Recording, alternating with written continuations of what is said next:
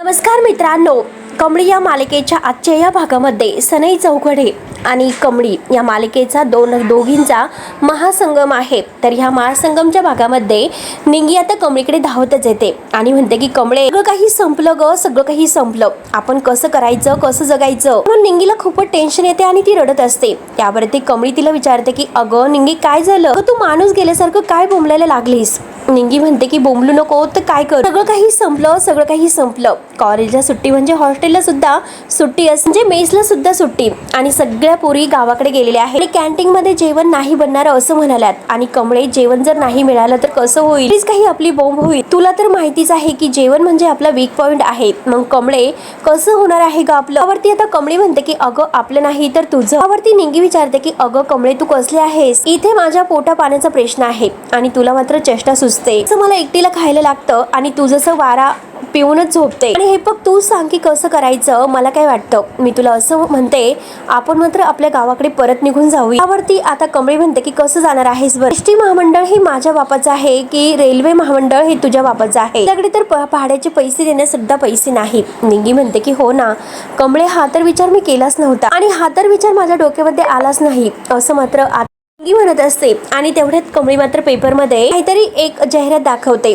स्टुडंटसाठी मात्र हा जॉब आहे असं। आणि कमळी म्हणते की हे बघ अगं, मी नोकरी बघायला सुरुवात केलेली आहे, आज मात्र मी इंटरव्ह्यू देण्यासाठी जाणार आहे। हे बघ निंगे, गावाकडे जाण्यासाठी पैसे तर लागतीलच, इथे जर करून आपल्याला खायचं असेल तर हातामध्ये 4 पैसे लागतील, म्हणून मी आत्ताच निघालेली आहे, तू अजिबात टेन्शन घेऊ नको। निंगी म्हणते की अगं मग मी सुद्धा तुझ्या सोबत येते। कमळी म्हणते की अगोदर माझं होऊन दे आणि मग तुझं बघूया। बाय करून आता कमळी जायला निघते आणि तेवढ्यात तिथे ऋषी येतोय। ऋषी विचारतो की काय, कुठे निघाला दोघी पण। त्यावरती कमळी म्हणते की सर हे बघा, आणि ती पेपर मधील आता ती जाहिरात दाखवते, तेथे मी इंटरव्ह्यू देण्यासाठी चाललेले आहे असं म्हणतो। ऋषी तर खूपच खुश होतो आणि म्हणतो की हे तर खूपच चांगलं आहे, बाय द वे हा डब्बा तुमच्यासाठी वहिनीने पाठवलेला आहे। निंगी आता डब्बा घेते आणि खूपच खुश होते। तेवढ्यात निंगी म्हणते की सर वहिनींना साष्टांग, आणि तिला भज्यांचा वास येतो आणि विचारते की सर अहो यामध्ये भज्या आहेत ना। ऋषी हसून हो म्हणतो। निंगी म्हणते की चल ना कमळे, 2-2 घास खाऊन घेऊया। म्हणते की तू खा, मी नंतर खाईल।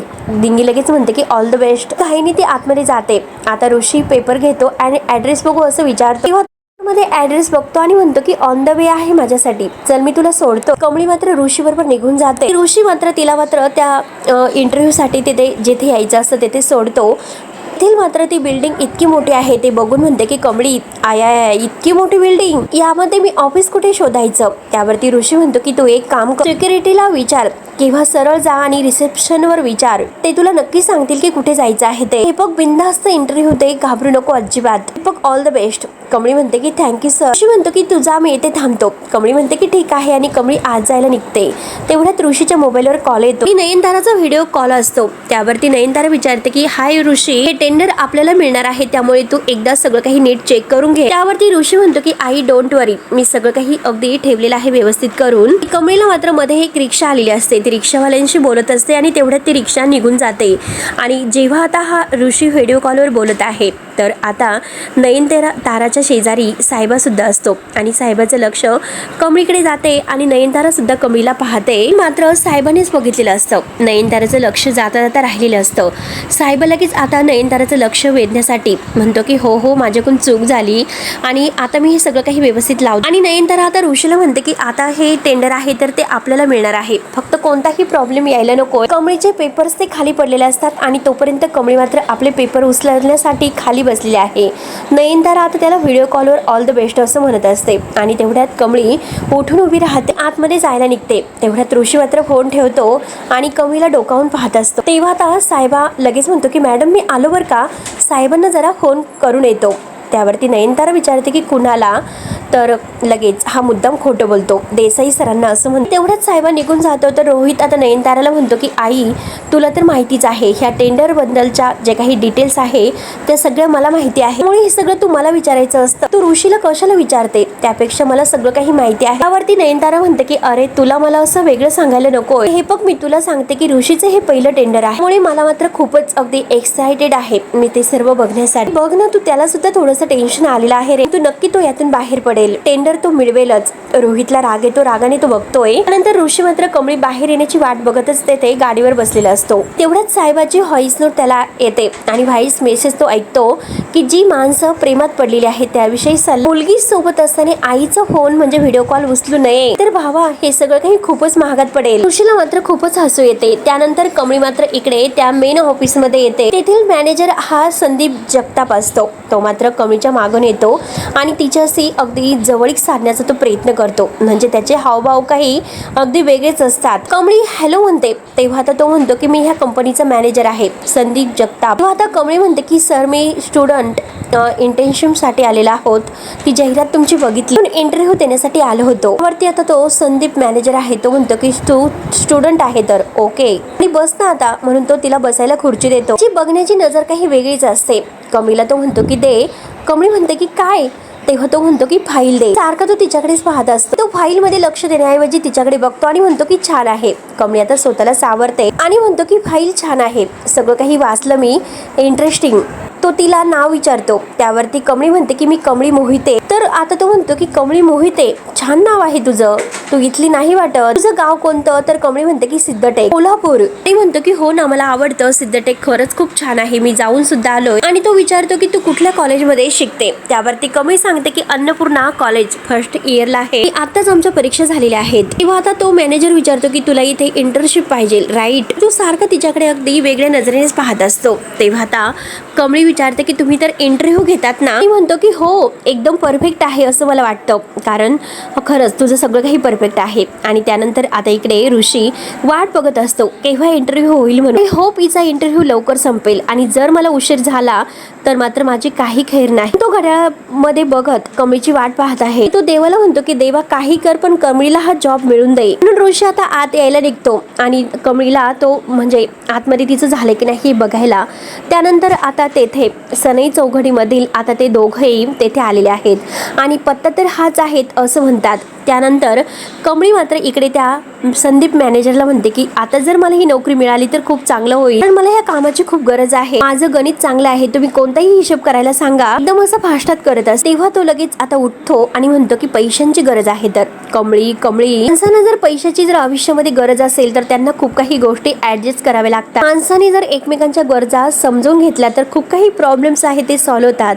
आणि तो कमळीच्या खुर्चीच्या मागून येतो, तिला हात लावतो. कमळी लगेच आता थोडीशी बाजूला होते. असे माझे गुरु म्हणायचे. आणि तो लगेच आता कमळीच्या खुर्ची जवळ लगेच हात ठेवतो आणि म्हणतो की हे बघ मी तुला हा जॉब लगेच देऊ शकतो, पण कसं आहे की कंपनीच्या कामाव्यतिरिक्त काही अशी कामं असतात की तुझ्यासारख्या मात्र सुंदर मुलींना ती कामं करावंच लागतात. आणि तो कमळीच्या अगदी मागून येऊन तिच्या जवळ येऊन बोलत असतो. तेव्हा आता कमळी म्हणते की हो ना गरज असतात म्हणूनच आता काम सगळे लोक करत असतात. आता मात्र कामाव्यतिरिक्त असं कोणतं काम करायचं आहे असं विचारते. आणि तेव्हा तो संदीप मॅनेजर म्हणतो की काम फार अवघड नाही, म्हणजे हे पग सिक्युरिटी सुद्धा खूप महत्वाचे आहे, त्यासाठी प्रमोशन सुद्धा तितकंच महत्वाचं आहे, हो की नाही? त्यासाठी कसं की पुढच्यांच्या मनाचा विचार करावा लागतो, पुढच्यांच्या मनातील ओळखून घ्यावं लागतं, तसं वागावं लागतं. आणि जर तुझी तयारी असेल तर लगेच मी अपॉइंटमेंट लेटर तयार करायला सांगतो. आता कमळी उभी राहते. कमळी म्हणते की तुम्हाला नक्की काय म्हणायचं आहे हे मला तुमच्या नजरेतूनच कळते. त्यानंतर आता इकडे टेंडरसाठी आता ह्या शंतनुची आई सुद्धा प्रयत्न करत आहे. आणि इकडे मात्र आता हा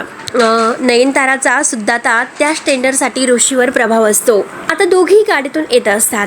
आता मात्र नयनतारा गाडीतून येताना साहेबाला विचारते पार्टीसाठी मेनू ठरवलेला आहे. त्यावरती साहेबा म्हणतो की यस मॅडम कधीच, आता फक्त एकदा टेंडर पास होणार आणि मग तर पार्टी होणारच, इनामदारांचा दणका पुन्हा एकदा वाजणारच. त्यावरती नयनतारा म्हणते की हो ना माझ्या ऋषीचं हे पहिलं टेंडर आहे, हे टेंडर मात्र इनामदारांनाच मिळणार. आणि तेवढ्यात मात्र आता ऋषी आतमध्ये जात असतो आणि तेवढ्यात तेथे सनई चौघड्यामधील विजय खानोलकर आणि ही शर्वरी त्याच्यासोबत आलेली आहे. ऋषी म्हणतो की एक मिनिट. तर विजय मात्र आता पत्ता विचारत असतो. ऋषी म्हणतो की तुम्ही नक्कीच, आता त्यांची ओळख सांगतो. आणि ऋषी त्याला आपली ओळख करून देतो की सतीश इनामदार यांचा मुलगा ऋषी इनामदार. किंवा आता विजय म्हणतो की अच्छा, म्हणजे बिझनेस निमित्ताने तुझ्या वडिलांशी तर भेट होते, आज आपण पहिल्यांदाच भेटलो. आणि विजय मात्र त्याला मेहता इंडस्ट्रीचा पत्ता विचारत असतो. लोकेशन इथेच आहे, परंतु तसा इथे बोर्ड वगैरे काही नाही. त्यानंतर इकडे हा मॅनेजर कमळीला म्हणत असतो की खरंच तू तर खूप हुशार आहे, बघ ज्या गोष्टी मी बोललो नाही त्या सुद्धा तुला कळून गेल्या, आपलं कनेक्शन स्ट्रॉंग आहे.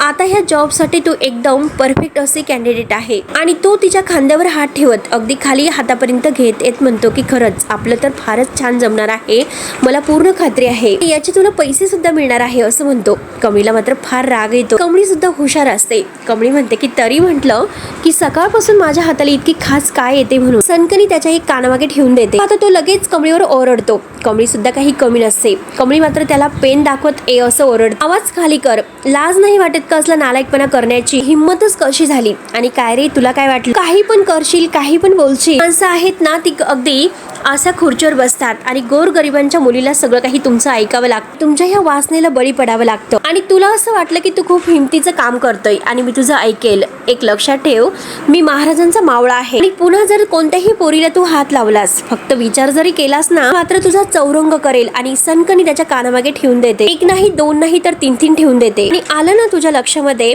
नाहीतर दुसऱ्या गालावर एक आठवण म्हणून ठेवून देते. त्यामुळे हा महाराष्ट्र आहे, महाराजांचा महाराष्ट्र. त्यानंतर आता इकडे ऋषी त्या विजयला म्हणत असतो की ऍड्रेस तर हा मेहता इंडस्ट्रीजचाच आहे, परंतु माझी एक फ्रेंड आहे ती इंटरव्ह्यू साठी गेलेली आहे, आपण आतमध्ये बघूयात की नक्की काय आहे. तेवढ्यात कमळी बाहेर येते. ऋषी विचारतो की कमळी इंटरव्ह्यू कसा झाला. कमळी काही न बोलता रागाने तेथून जायला निघते. ऋषी विचारतो की कमळी एक मिनिट काय झालं. तेवढ्यात मात्र आता ही शर्वरी सुद्धा विचारते की तुम्ही आता आतमध्ये जाऊन आलात, मग आतमध्ये कोणी गौतम नावाचा माणूस होतात का. त्यावरती आता कमळी म्हणते की नाही, आतमधला जो माणूस होता तो एक नंबरचा नालायक माणूस होता. त्याचा हा नालायकपणा बघून मी 2 कानामागे त्याच्या दिल्या आणि खरं तर मला त्याचा चौरंग करायचा होता, पण 2 सणासणा दिल्यानंतर तो तेथेच बिथरला. तेव्हा मात्र आता ती शर्वरी विचारते की त्याचं नाव काय आहे. कमळी म्हणते की पाटीवर नाव बघितलं होतं की संदीप जगताप. ऋषी विचारतो की कमळी काय झालेलं आहे मला नीट सांग. तेव्हा आता घडलेला सगळा काही प्रकार मात्र आता कमळी ऋषीला सांगत असते. तेव्हा आता संदीप हे सर्व पाहतोय आणि तो म्हणतो की अरे बापरे, ही शर्वरी मात्र आता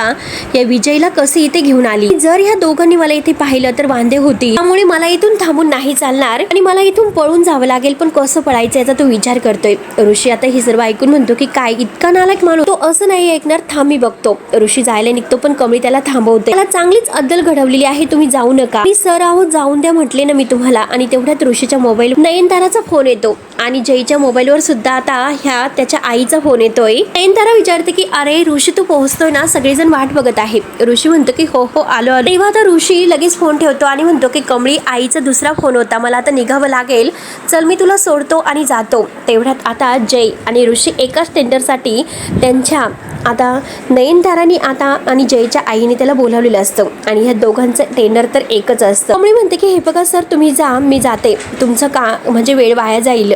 जय आणि शर्वरी सुद्धा तेथून जायला निघते. तेव्हा आता हा संदीप हा शर्वरीला पाहतोय आणि म्हणतो की हे तर सगळे इथपर्यंत पोहोचलेत, मी तर अगोदर हिच्या बहिणीला सोडून देणार होतो, पण आता नाही. आसावरीला मात्र ह्या जयच्या भावाशी लग्न करायचं आहे. आता मात्र बघत राहा की बाकीच्या सोबत जे केलेलं आहे तर ते आसावरीच्या सोबतच होणार. त्यानंतर मात्र शर्वरी आणि कमळी एकमेकींना भेटतात.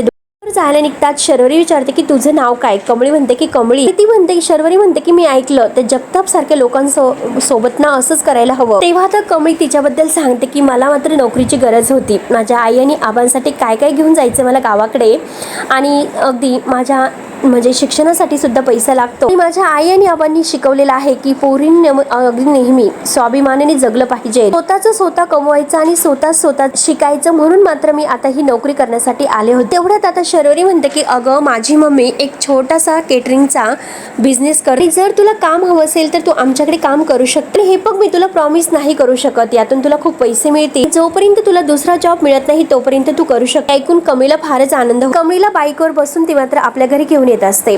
त्यानंतर इकडे जयची आई आता मकरंदला विचारते आपल्या अगेन्स्ट मात्र किती जणांनी टेंडर भरलेला आहे. मकरंद झोपलेला असतो. आता इनामदार असं म्हणलं ऐकल्यानंतर तेव्हा आता ही जयची आई म्हणते इनामदारांचं काही शक्य नाही, काहीच होऊ शकत नाही, त्यांचं हे टेंडर आपल्यालाच मिळेल. तेव्हा आता इकडे नयनतारा सुद्धा म्हणते की साहेबाला हे टेंडर आपल्याला 100% मिळेल, आपण सगळं काही नक्कीच सेलिब्रेट करूया. तेव्हा साहेबा खुशच म्हणतो की तुमचा मूड काही वेगळा दिसतोय, खुश होते. त्यानंतर इकडे शर्वरी कमळीला घेऊन आता घरी येते. एवढ्यात कमळी आता तिच्या घरी येऊन म्हणते की खरंच मला तर मुंबईत आल्यापासून पहिल्यांदा घरी आल्यासारखं वाटतं. आणि आता मात्र शर्वरीची आईची आणि कमळीची ओळख होते. ती लगेच नमस्कार करायला जाते आणि शरूच्या आईला सुद्धा कमळीला बघून खूपच आनंद होतो. ती पाणी आणायला सांगते. कमळी म्हणते की एकच नंबर घर आहे मावशी तुमची. तेव्हा आता शर्वरी पाणी घेऊन येते आणि कमळीची ओळख करून देते. कोल्हापूरची आहे, शिकण्यासाठी मुंबईला आलेली आहे, खूप खूप मेहनत करून शिकते ती आणि तिला कामाची खूप गरज आहे. तेव्हा कमळी म्हणते की हो मावशी, तुम्ही सांगताल ते मी करेल, मला कामाची खूप गरज आहे. हे बघा मावशी,